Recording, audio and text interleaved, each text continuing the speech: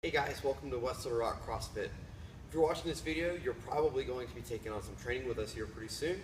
And what we found here over the past few years is that if we establish a basic level of training knowledge, anatomy and physiology, basically like the textbook stuff I learned in college, before you come in and do any training, we can eliminate a lot of confusion in the weight room and therefore make training a lot more fun and get you some results even faster.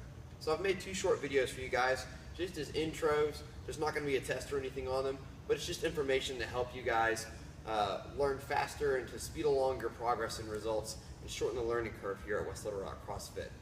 So let's just start off. This video is going to be about basic anatomy that you need to know and a few coaching cues and what a coaching cue even is, basically how we coach people to become better movers and be able to be stronger, faster, leaner, more powerful individuals throughout the rest of their life, just how we do that. So, basic anatomy. For your uses, let's just start with the name of points on the body that we often refer to in here. So first is the ankle, obviously down here, pretty simple. This is the knee, this is our shin, so when I say shin, the front part of your shin bone. Your knee is here, obviously, and then the hip right here. We say hip, we don't really mean like your butt cheeks back here, or like a hip measurement. We mean the actual hip bone or the iliac crest, if you guys are from an A&P background. Your hip crease is what's created by sending the hip backwards by creating this angle from my torso to my knee. This is the crease, okay? So if I say squat and put your hip crease below your knee, what that would look like is taking this hip, making the hip crease, and sending it below the knee. This is my knee, my hip crease is here, it's obviously below. This is hip crease above the knee. And then I stand up. So this would be an open hip, which means no crease. I'm just standing all the way up.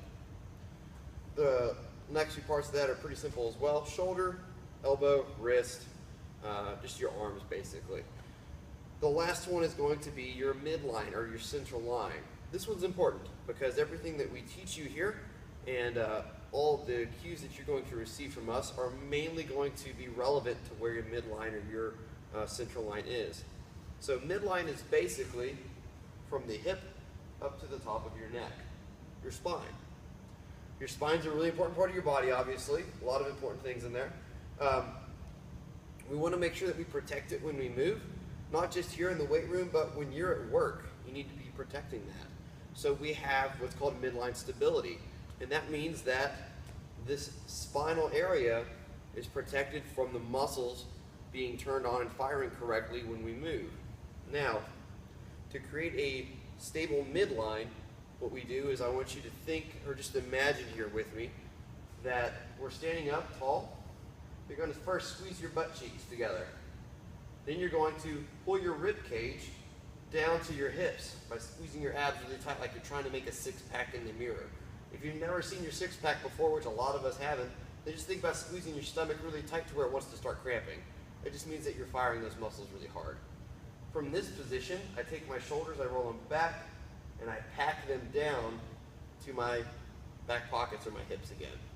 So this would be a stable midline. So if I'm going to move and perform some squats, I need to make sure that I have a stable midline as I do some squats, not be disorganized with my midline, okay? So the torso needs to be stabilized. Lastly, the center line.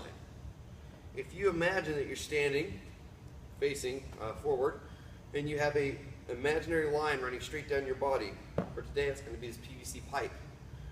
The center line is what we're most times referencing when we say move a body part somewhere. So if I say, Jeff, move your right arm out, it means out away from the central line. If I say move your right knee out away from the center line, it wouldn't mean forward or it wouldn't mean back, which also could be considered out, since this is out towards you and this is out away from you. What we're really meaning is push them out away from the center line. So if I do some squats, just continue to imagine that PVC pipe there.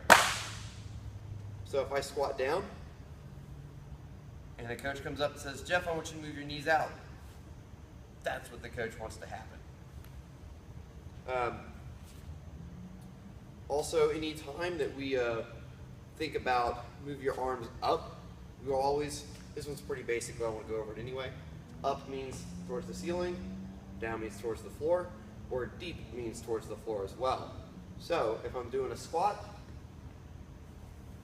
and coach comes up and says, I want you to squat 2 inches deeper, Jeff. I squat 2 inches deeper. That's what the coach wanted. Okay, now Jeff, keep your hips where they're at. Cool, I'm doing that. And bring your hands up for me. And my hands are up. And now my upper back's turned on a lot harder, which is good. And then I stand.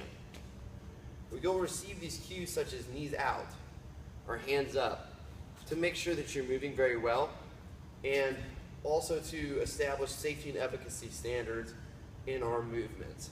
So what that basically means is we want you to move really well, controlling your body weight, maybe squatting to a ball or a box before we start loading you up with a barbell or lots of weight on that barbell. We want to make sure we're moving safely and efficiently before we ever put any type of intensity into a movement. So mechanics come first, consistency comes next, and then intensity. Thanks guys, we'll see you here soon.